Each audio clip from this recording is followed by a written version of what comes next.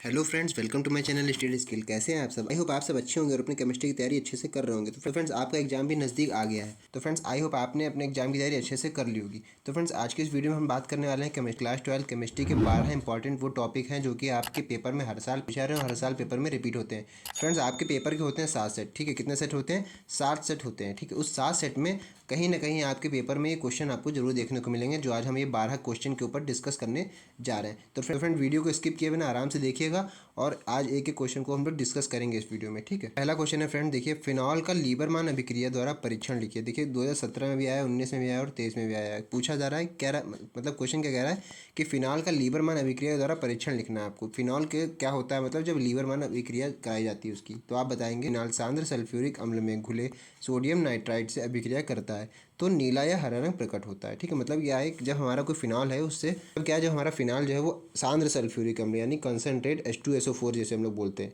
में घुले sodium nitrite, ठीक है, सोडियम नाइट्राइट से अभिक्रिया करता है तो नीला या हरा रंग प्रकट होता है या बनता है। क्रियाकारी मिश्रण को जल से तनु करने पर रंग लाल हो जाता है तथा आधिक्य में NaOH मिलाने पर रंग पुनः नीला हो जाता है। इस अभिक्रिया को ही हम लोग लीबरमान अभिक्रिया कहते हैं। मतलब क्या कहने का था, आप अगर आप रिएक्शन कराएंगे फिनॉल के सांद्र सल्फ्यूरिक अम्ल के साथ, ठीक है, तो वहाँ पर अब कैसा रंग देगा? नीला या हरा रंग देगा, सोडियम नाइट्रेट से अभिक्रिया करके। ठीक है, क्रियाकारी का मतलब है जो हमारा उत्पाद हमको मिला है नीला या हरा रंग का, ठीक है, उसके मतलब है क्रियाकारी से। ठीक है, कह रहा है क्रियाकारी मिश्रण को जल से तनु करने पर, मतलब जल से वापस हम उसको सॉल्यूशन को तनु करेंगे, ठीक है, तो रंग कैसा हो जाएगा? लाल हो जाएगा। तथा आधिक्य में यानी आधिक्य यानी मतलब उसी के आधिक्य में, मतलब जल के ही आधिक्य में NaOH मिलाने पर रंग पुनः नीला हो जाता है। इस अभिक्रिया को हम लोग लीबरमान अभिक्रिया कहते हैं। ठीक है, इतना आपको बता देना है। H2SO4 होता है, देखिए यहाँ पर लिखा हुआ है। ठीक है, सल्फ्यूरिक अम्ल जो है वो H2SO4 सांद्र सल्फ्यूरिक अम्ल लिया गया था। ठीक है, फिनॉल के साथ किसके साथ रिएक्शन कराई जा रही थी? सोडियम नाइट्राइट के साथ। ठीक है, फिर आगे हम बताएंगे, देखिए लीबरमान अभिक्रिया कहते हैं। फिर आगे हम बताएंगे सांद्र, मतलब रिएक्शन में तो आपको दिखानी पड़ेगी ना। समझ लीजिए अगर 5 नंबर का क्वेश्चन पूछा था फ्रेंड, ठीक है, 5 नंबर में अगर ये क्वेश्चन आ रहा है, ये 2.5 नंबर का जो है वो आपकी थ्योरी है, ठीक है, और 2.5 नंबर की ही आपकी रिएक्शन है। इस तरह से आपको नंबर वहाँ पर मिलते हैं, इस तरह से डिवाइड किया जाता है नंबरों को। ठीक है, तो आप समझ के जाइएगा, मतलब थ्योरी भी लिखेंगे और साथ में आपको रिएक्शन लिखना भी जरूरी है वहाँ पर। ठीक है, तो यहाँ पर कह रहा है कि हमको रिएक्शन दिखाएंगे, तो क्या लिया था हमने? सांद्र H2SO4 प्लस फिनॉल लिया था। ठीक है, तो H2SO4 प्लस फिनॉल की किसकी उपस्थिति में करानी है क्रिया? सोडियम नाइट्रेट यानी सूक्ष्म मात्रा में लिया जाएगा Na2 जिसे हम लोग सोडियम नाइट्रेट कहते हैं। जल का आधिक्य में कराया जा रहा है तो लाल रंग मिल रहा है। ठीक है, लाल रंग मिला हमको। फिर क्या है, मतलब आधिक्य में उसके बाद क्या NaOH का आधिक्य लिया था। NaOH के आधिक्य में हम जब दोबारा क्रिया कराएंगे लाल रंग की तो क्या बन जाएगा? नीला रंग हमको मिलेगा। जिसे ही हम लोग क्या लिखा है ना, रंग पुनः नीला हो जाता है। इस अभिक्रिया को हम लोग लीबरमान अभिक्रिया कहते हैं। ठीक है, आई होप आपको समझ में आ गया होगा। अगला क्वेश्चन देखते हैं फ्रेंड्स। क्वेश्चन आपसे पूछा सकता है कारण बताओ में या रिएक्शन में पूछा सकता है। आप मेथिल अल्कोहल और एथिल अल्कोहल में विभेद कैसे करेंगे? डिट कैसे करेंगे मेथिल अल्कोहल और एथिल अल्कोहल में? केवल एक रासायनिक परीक्षण द्वारा अभिक्रिया का समीकरण आपको लिखना है। 2013, 16 और 18 में भी पूछा गया है क्वेश्चन ये। ठीक है, तो आप बताएंगे मेथिल अल्कोहल और एथिल अल्कोहल में विभेद आयोडोफॉर्म परीक्षण द्वारा किया जा सकता है। किसके द्वारा करेंगे? आयोडोफॉर्म परीक्षण के द्वारा मेथिल अल्कोहल और एथिल अल्कोहल में विभेद किया जा सकता है। ठीक है, आगे बताएंगे आप एथिल अल्कोहल को जब आयोडीन तथा जलीय सोडियम हाइड्रोक्साइड या जलीय सोडियम कार्बोनेट विलयन के साथ गर्म करते हैं। मतलब कहना है कि हम क्या होता है, जब एथिल अल्कोहल को हम लोग जब आयोडीन तथा जलीय सोडियम हाइड्रोक्साइड या फिर जलीय सोडियम कार्बोनेट के विलयन के साथ गर्म करते हैं, ठीक है, तो पीला क्रिस्टलीय ठोस आयोडोफॉर्म बनता है। जो हाँ, तो कैसा आयोडोफॉर्म बनता है, मतलब कैसा ठोस बनता है? पीला पीला क्रिस्टलीय ठोस बनता है, उसको हम लोग आयोडोफॉर्म कहते हैं। ठीक है, हाँ, तो आपने देख लिया। ठीक है, क्या लिखा था? तो पीला क्रिस्टलीय ठोस आयोडोफॉर्म बनता है। आगे देखते हैं, ये लिखा है, देखिए एथिल अल्कोहल को बताया था ना, एथिल अल्कोहल को किसके साथ? जब आयोडीन के साथ, ठीक है, और किसके विलयन में? जलीय हाइड्रोक्साइड विलयन के साथ में गर्म करते हैं तो क्या होता है? देखिए CH3CH2OH ये हमारा एथिल अल्कोहल है, या इसको आप C2H5OH भी लिख सकते हैं।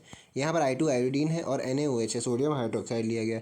अभिक्रिया कराई जा रही है। ठीक है, क्या बन रहा है? CHI3 यानी आयोडोफॉर्म बन रहा है, पीला अवक्षेप बनता है, इसी को हम लोग आयोडोफॉर्म कहते हैं। ध्यान रखिएगा, Na है plus HCOONA plus 5H2O। Methyl alcohol iodoform परीक्षण नहीं देता है, याद रखिएगा, बस इतना आपको लिख देना है। ये एथिल अल्कोहल के साथ मतलब ये याद रखिएगा, आप एथिल अल्कोहल के साथ अगर आप आयोडीन क्रिया कराएंगे तो वो कुछ ना कुछ देगा, आयोडोफॉर्म देगा, पीला अवक्षेप। लेकिन क्या मेथिल अल्कोहल आयोडोफॉर्म परीक्षण नहीं देता है, तो बस यही आपकी थ्योरी होगी, यही आपका प्रूव्ड हो गया। मतलब क्या, उनको आप बता सकते हैं कि एथिल अल्कोहल के साथ अगर हम आयोडीन का परीक्षण करा रहे हैं तो वो तो मतलब आयोडोफॉर्म देगा, लेकिन मेथिल अल्कोहल आयोडोफॉर्म के साथ परीक्षण नहीं देता है। ठीक है, यही हम दोनों में अंतर है। ऐसे डिफ्रेंशिएट करेंगे, आप यही बताएंगे एथिल अल्कोहल और मेथिल अल्कोहल में यही डिफरेंस है। ठीक है, अगला क्वेश्चन है फ्रेंड्स, फॉर्मेलिन क्या है, इसके उपयोग लिखिए। फॉर्मेलिन क्या है, ये भी क्वेश्चन इंपॉर्टेंट है, आपसे बन सकता है, अति लघु में बनेगा ये 2 नंबर में क्वेश्चन, ठीक है आपसे। तो 2018 में भी पूछा गया ये। तो आप बताएंगे फॉर्मेलिन फॉर्मेल्डिहाइड का जलीय विलयन होता है। फॉर्मेलिन जो होता है वो फॉर्मेल्डिहाइड का जलीय विलयन होता है, जिसमें क्या होता है, फॉर्मेल्डिहाइड की अधिकतम सांद्रता 40% तक होती है। यह विलयन मृत जीवों के परीक्षण में प्रयुक्त होता है। कहाँ पर प्रयुक्त होता है, ये मृत जीवों के परीक्षण में प्रयुक्त किया जाता है, ठीक है। फॉर्मेलिन का उपयोग कहाँ होता है, मृत जीवों के परीक्षण में किया जाता है, ठीक है। इस तरह से आप बता सकते हैं। और ये फॉर्मेल्डिहाइड कितना होता है, इसमें 40% मात्रा होती है फॉर्मेल्डिहाइड की, ठीक है।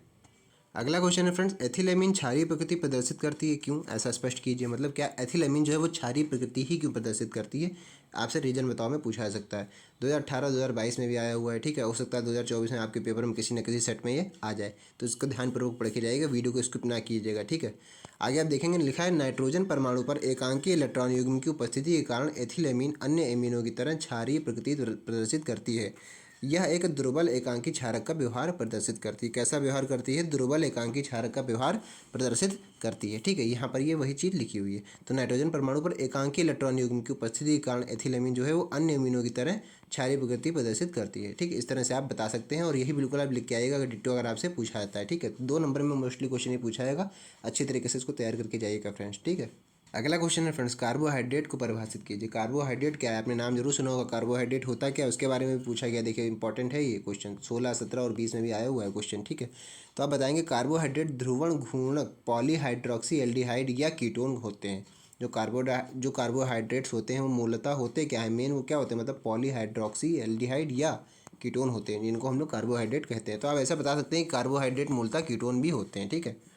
या वे पदार्थ होते हैं जो जल अपघटित होकर मोनोसैकेराइड के कई अणु देते हैं, या फिर ऐसे पदार्थ हैं जो कि हमारे मतलब जल से अपघटित हो जाते हैं और मोनोसैकेराइड के कई अणु देते हैं, मतलब मोनोसैकेराइड के पार्ट में विखंडित हो जाते हैं, ठीक है। उन्हीं को हम लोग कार्बोहाइड्रेट कह सकते हैं, ठीक है। या फिर वो कीटोन तो होते ही यहाँ पर आपने लिखा हुआ देख लिया, ठीक है। अगला क्वेश्चन फ्रेंड्स वेरी इंपॉर्टेंट है, लिपिड क्या है, इनके मुख्य कार्य क्या है। 2014, 16, 18 देखिए हर क्वेश्चन के आगे मैंने उसका सन लिख दिया हुआ है, ठीक है। मतलब जितनी बार में वो पूछा गया है, तो आप आगे देखते रहिएगा कितनी बार में वो क्वेश्चन पूछा गया है।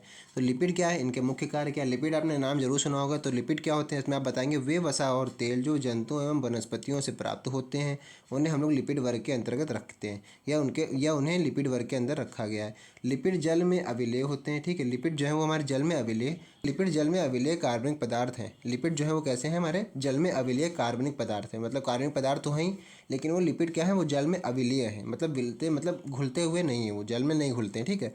आगे बताएंगे जो निम्न कवरक के कार्बनिक विलयकों जैसे ईथर क्लोरोफॉर्म में विलय होते हैं, लेकिन क्या है, मतलब जल में तो अविलय है, लेकिन कुछ न कुछ मतलब किसी न किसी में तो घुलते होंगे ना, तभी तो वो लिपिड है। कुछ न किसी मतलब लिक्विड, ऐसा कोई लिक्विड होगा जिसमें वो घुलते होंगे।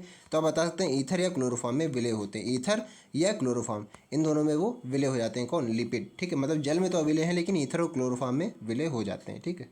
आगे आप थोड़ा सा और बता सकते हैं, इसमें कुछ महत्वपूर्ण लिपिड इस प्रकार हैं। लिपिड जो है वो कौन कौन से ऐसे लिपिड हैं, लिपिड का नाम आप बता सकते हैं। आप बताएंगे वसा और तेल, दूसरा बताएंगे फास्फोलिपिड, तीसरा बताएंगे स्टेरॉइड, चौथा है टार्पिन्स।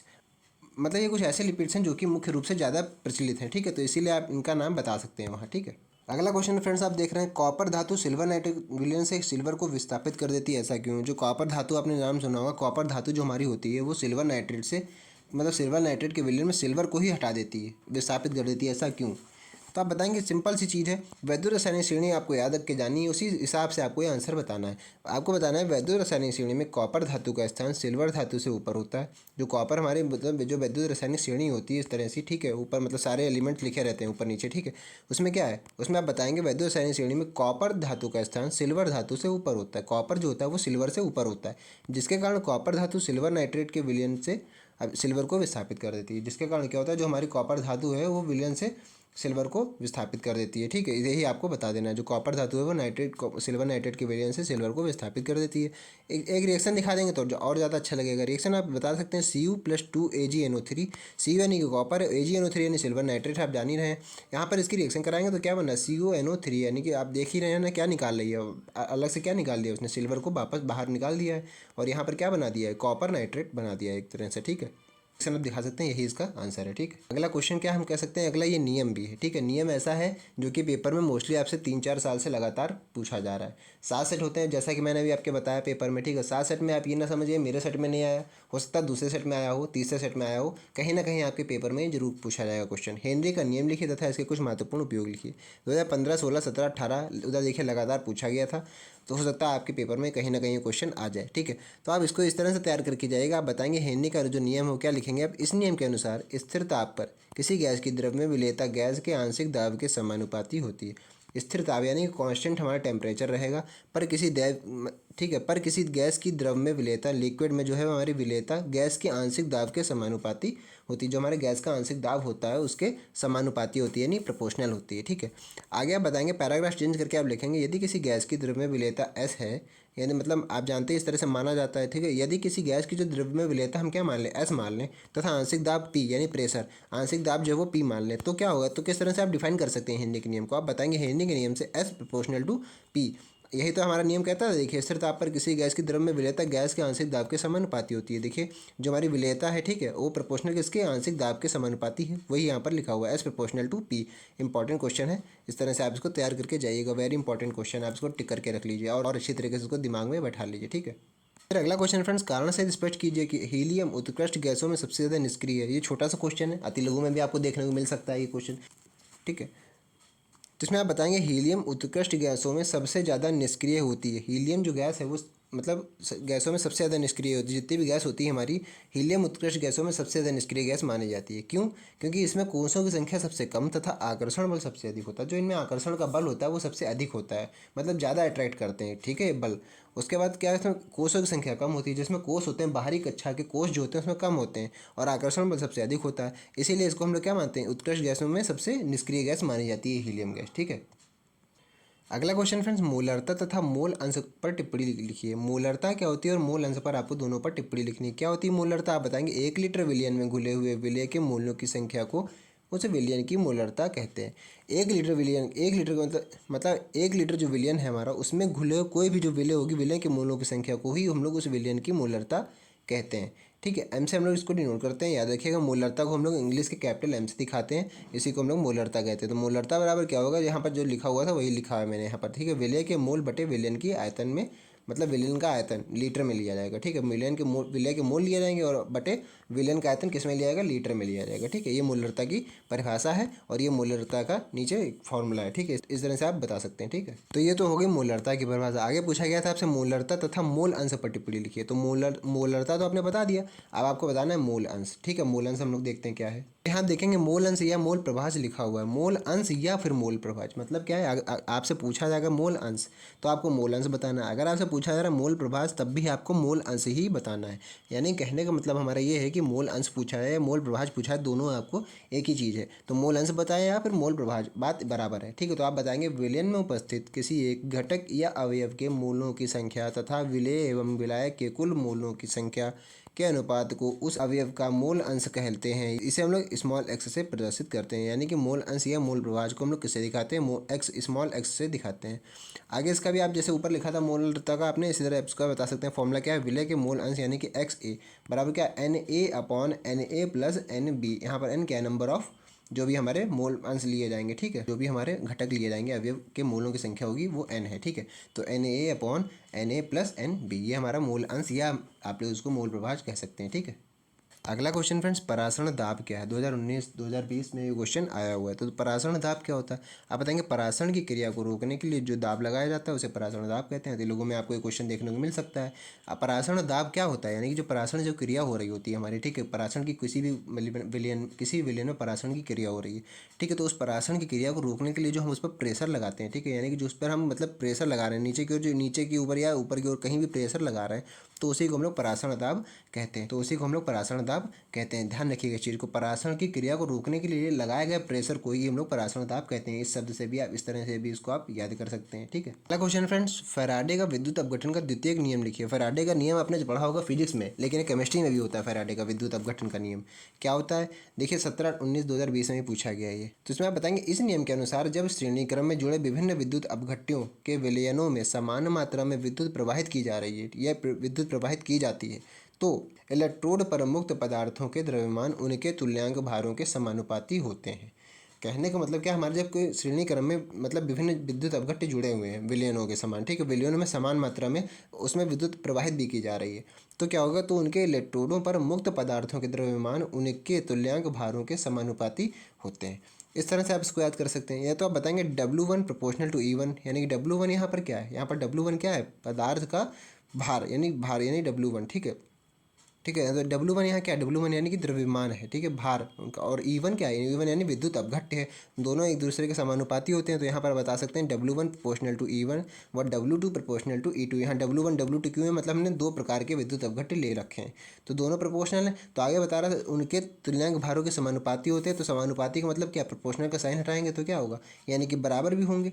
तो W1/E1 आएगा अगर प्रोपोर्शनल का साइन हटाएंगे तो W1/E1, ठीक है, और W2/E2, और इसी तरह अगर आगे भी है तो W3/E3, W4/E4, इस तरह से आगे चलता रहेगा। तो यही हमारा फैराडे का विद्युत अपघटन का द्वितीय नियम कहता है, ठीक है। यही आपको बताना था। इसी तरह से थोड़ी आप थ्योरी लिख के आएंगे और थोड़ा सा नीचे ये इक्वेशन दिखा के आएंगे। तो फ्रेंड्स, ये कुछ 12 इंपॉर्टेंट क्वेश्चन थे जो कि आपके पेपर में हर साल रिपीट हो रहे थे, इसलिए मैंने इस पर ये एक वीडियो बनाई थी। आई होप आपको ये सारे क्वेश्चन समझ में आ गए होंगे और अपने पेपर की तैयारी आपने अच्छी तरीके से पूरी कर ली होगी। तो फ्रेंड्स, बस आज की वीडियो में इतना ही। मिलते हैं नेक्स्ट वीडियो में, तब तक के लिए जय हिंद।